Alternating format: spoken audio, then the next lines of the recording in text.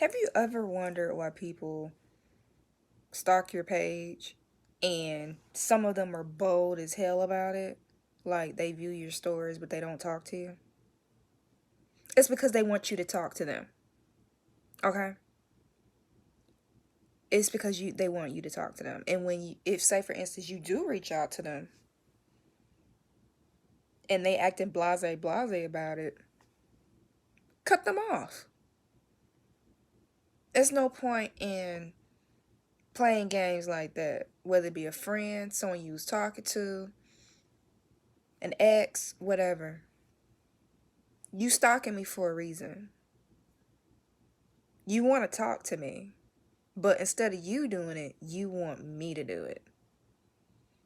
And say, for instance, I do it, and you acting blase about it, like you want somebody to kiss your ass. Absolutely not. You take that power back and you step on their motherfucking neck and let them know what the fuck time it is. And I know what time it is. You may think it's on your time, but it's on my time. So it's like, yeah, don't fall for that. Because at the end of the day, if somebody want to talk to you, they gonna talk to you. They might have a little ego because they might have a little money, or they might, got a expensive watch, but they ain't got shit else in their name, and they stalking you, and they being bold about it. They want to talk to you. Even if you suspect somebody's watching you, and you may not have proof, they probably watching you. Because one thing about it is your intuition is usually on point. Sometimes it might be a little off, but if you just had a falling out with somebody, or you fell out with somebody like months ago, and you got a feeling that they stalking you, this is how you know they stalking you. Is when you have a thought or a memory of them from way back when y'all was good or whatever. That means they're thinking about you, but they want you to make the first move. Especially my women out there. No, don't do it. You can do it and see, like, just to check the temperature and see, are they mature enough? But if they sitting over there and trying to brush you off, they mad at you about something. Or they could just not really be interested, but I'm gonna be more than likely they mad at you about something. You said, you did, or something. None of us are perfect, so if you think you didn't do anything, you did something. I'm one of those people. I know me. I'm an air sign, so I'm airheaded, and I don't always see what I do wrong. I ain't perfect, nor did I pretend to be. But it might have been something I said or did, which is kind of typical. And I'm not proud of that, so don't think I'm proud of that. But it might be some stuff like, I might have said something out the way like, oh, I ain't have to do this and I ain't have to do that. It's true though, but like if you pissing me off, I'm not finna play fair with you. Absolutely not. I'm not finna play fair with you. Jesus. But I'm just not. Or you sit over there, hit somebody up, and you're trying to resolve the situation, but they at work, or they text you they at work. When I was dealing with your ass, you didn't really care about being there. Where you didn't even give a damn if you lost your job. But now you at work. You that mad? Let me tell you something. People who are quiet and people who don't really socialize like that and people who are working all the time, those be the most sensitive people because they don't make time for people. And when it don't work out with you, they feel like their whole world done ended. Okay? Life moves on. You gotta think outside the box. If you still want that person in your life, you gotta step outside of that and just be like, what can we do to fix this? Instead of just being like, oh, I'm upset. And because I'm upset, I don't want to talk to you. Grow the fuck up. Grow up. The most you should take is maybe a day of being upset or two. You don't get no breaks, cause life at damn sure ain't finna give you no breaks, and the bills that's rolling in ain't gonna give you no breaks. So why do people feel that they can get breaks from other people? Because you taking a break from somebody, you can be replaced. Friendships, family, but you can't ever replace family. But friends can damn sure feel like family, or even like relationships. Definitely relationships ain't really much out there. So it's like you gotta really know if you got somebody good, you need to hold on to that person. You really do. Like you got men and women lusting after folks. Okay, once that lust is over, what else you got? People need to wake up and start really thinking like, what else do you have after the lust is over with? Because when y'all come up with problems and stuff like that, and one person don't want to work and the other one person do, or neither one of y'all want to work, that's lust, people. That's all it actually was lust. You thinking it was love, but it was actually lust. You fell in love with the lust. Because it shows when people don't want to make it work, it's lust. Because they know they can get lust anywhere. You can't find love everywhere. You can't find care everywhere. You can't find care everywhere. And I'm talking about care as far as how was your day? Did you eat today? How you been? Are you okay? And I'm not talking about people who fake do that because they trying to get to know you, try to get in your pants or whatever, try to get in your pockets. I'm talking about people who just genuinely do that. Ain't too many people out there doing that.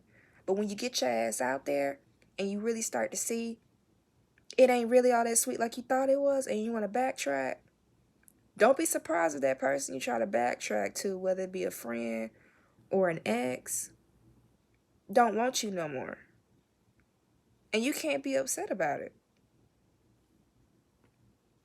What you took for granted, someone didn't. Time waits for nobody. I'm going to say it again. Time waits for nobody. Because it don't. You know? No one's obligated to wait on anybody. So if somebody waits for you, they are really in love with you. They are really in love with you. You know, and it ain't got nothing to do with low self-esteem or anything like that. If they're waiting on you, I don't care if it's a day or two, because you got people that don't even give you a day. And they go on to the next person. That's just how the world is. People feel like they can just replace people like that. You know, don't come at me about it. They do feel that way. You know, and it don't ever work out like that. And it just goes to show that, you know, women can have any man they want. A man, no offense, is the easiest thing to get. You know, and if she wants any type of man, like, and just sits there and deal with it, she can keep that man for a long time if she really wants to. But a man can't get any woman he want. A man cannot. He got to put time and effort and money into it. Depending on the woman he want. If he wants a high value woman, he got to pay to play. You know, you got a lot of men out here that be flexing on the gram and on Facebook. Really the gram. Instagram. I'm just abbreviating it. And you just be like, okay, but in real life, you really ain't living like that. I mean, like, you got this, you got that. You ain't got no car. Ain't got no food in the fridge. Ain't got no job. But you say you're on vacation, though. And you just be like, wow. You really passing through life based off looks. Come on now, it's 2020. Ain't no man, ain't no woman finna pass off looks no more. We in the middle of a pandemic. Matter of fact, speaking of pandemic, and I'm gonna go back to that conversation. Please wear a mask and please wear gloves as well. People are dying out here, especially in Georgia. I'm not sure about what states y'all are in, but or if y'all traveling, wear a mask and gloves. Have Lysol, and at least if you're out of cleaning products, at least make sure one of your cleaning products has Lysol in it. But back to the previous conversation, like, you just got people out there like that. And it's not just men, it's women too. You got women that be looking bad as hell on the ground. I'm not gay by any means, but it's nothing wrong with complimenting another woman. If she looks good in her craft that she's doing, like trying to be an Instagram model to try to get sugar daddy, because most of them are really trying to do that. Maybe like 10% are not trying to do that, and they just really doing that just because, they might got self-esteem issues, or they just like the way they look. Or they might be trying to get noticed by, a big contracting business. That's 10% though. But most of these women out here that be doing that, they looking for a sugar daddy. And they're usually very successful by doing that. I don't knock you for doing that, but at the end of the day, you got to be able to look yourself in the mirror. And if you can't do that, you don't need to do it. But you got a lot of folks that be flexing. And what I mean by flexing, I mean putting on. What are you putting on for? You got somebody out there that is willing to love you for who you are. You put on this fake jewelry. You hanging out with friends that probably don't even give a damn about you. You there for them, but they might not even be there for them. If you can't even remotely tell them that, hey, I'm hard on times right now, or hey, like, I need some space to myself, or you just disappear and they still bothering you,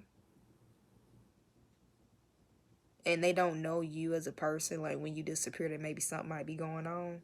Them ain't the people you need to be rocking with. I mean, I got friends I've known for just 2 years, and they already know. If I'm not being social, something's up. But, I'm a little bit private. I'll let y'all know when I let y'all know. That's just the way it is. But if you ain't got understandings like that and people just go ghost on you, don't try to check in on you at least once out the month or something like that, or at least try to talk to you, and you always the one checking in on them, you need to reevaluate your friendships and what you represent in their life. Because a lot of y'all are friends with people that just want to hang out with y'all when the times are good and not when the times are bad.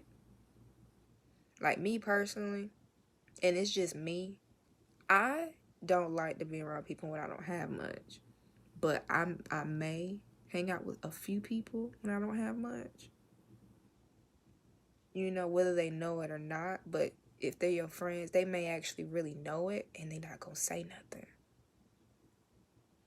And I can respect that, because sometimes I don't feel comfortable talking about certain things. Because I'm an Aquarius, and I just don't. I just like being private sometimes. I like to face it on my own and do it like that, because I'm very independent. I'm just like that. But you got some people, and this is another thing, you got some friends out there that would just literally like rain on your parade and tell you all their problems, and you just like, I appreciate you telling me this, but it's like, what are you really doing? Are you coming to me for a solution? Or are you coming to me for help, or just to vent? Because some people really just be coming to you because they really need help. But closed mouths don't get fed, and I'm not finna offer unless I fuck with you like that. If I don't fuck with you like that, I'm not finna offer you nothing. Because everybody don't deserve that same type of energy. Because if you come to them about it, are they going to help you out and offer? Or are they going to make you ask? I'm just saying. But, yeah. And it's just so crazy that I had this manager at my COVID-19 job who told me that black people say stuff about, oh, I'm going on vacation. And when he said that, He said black people say that. But I came from one of those households that really didn't say like that. They were really honest. Like, when you come from an authentic family that doesn't put on, it's like, okay. And that's another thing. Like, black people, Hispanic people, white people, everything's not exclusive to your racial group. Because we, especially if you're American, we all do the same thing. Because I'm not even going to say that. I'm going to keep that to myself. But we all use the same things because we're American. Nothing's really exclusive. If you're in America, North America, it's a melting pot. The races mixed together. It's a melting pot, you know. So it's nothing's really truly exclusive to a race, you know. Like, you have Mexicans, Puerto Ricans, or whatever, you know, that exclusively have the Spanish speaking language. But if you're not in those countries speaking those languages and you're in North America and you're not first or second generation or whatever the case may be, you are an Americanized. You're basically an American. That's why they call people Mexican American, Puerto Rican American, you know. You really are. And that also comes to the fact of the matter is about black people calling themselves African American. We're not really from Africa. I do want y'all to know that. This might be controversial, but we're really not from Africa. African American actually stands for people who just came over here. We're Black Americans. Really, we should be Native Americans. We're native to this land. If you can count more than 2 generations of you being here and you not distinctively having that African culture or look, but a mixture of that look, you're native to this land. You're just a mixed down African. That's if some of your roots are from Africa and you can actually say it, because you have these textbooks that we read in school and you have these teachers that are trained to teach us certain things of our history. And we already know that history can be manipulated, just like the Bible can be manipulated, but that's a different story. And we're not going to get into that in this segment. But it's like, if you don't have that strong family foundation, you would really seriously think that you came from slaves from Africa. And think that you're not mixed with absolutely nothing. But you look in the mirror and you see yourself and you're just like, I don't even look African. I may have some features from that place, but that's it. And I'm not saying this to like make myself seem better than or anything, but I'm just saying the reality of it. You know, I'm not ashamed of, I am proud of the African roots that I may have. But you also have to acknowledge where you're at present day. Are you living in Africa or are you living in North America?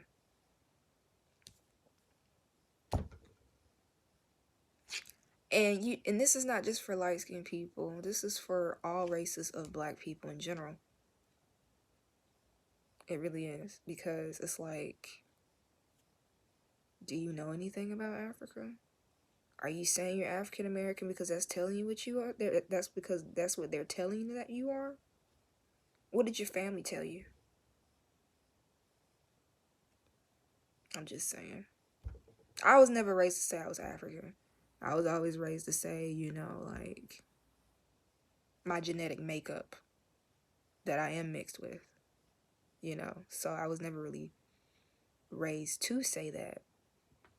I didn't become conditioned to say that until I started grade school. And it's just almost like they undo what was taught from home. And it's almost like, I don't really agree with homeschooling because I feel like that takes children away from actually being able to be around other people and socializing with other people and being socialized just like animals. When you have a pet, you have to socialize that pet with other animals like themselves, because if you don't, they're going to think they are you, and they're not human. They're a dog or a cat. So it's just like,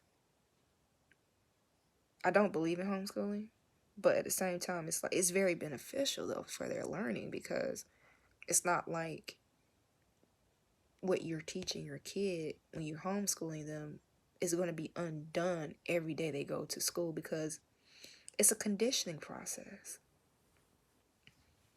It really is a conditioning process. They're conditioning your child and separating your child according to phenotype, hair texture, and features. You don't even learn really much about racism until you start school, or you go out there in the work field. You really don't. I'm going to tell you where I got my reality check. Every time I would,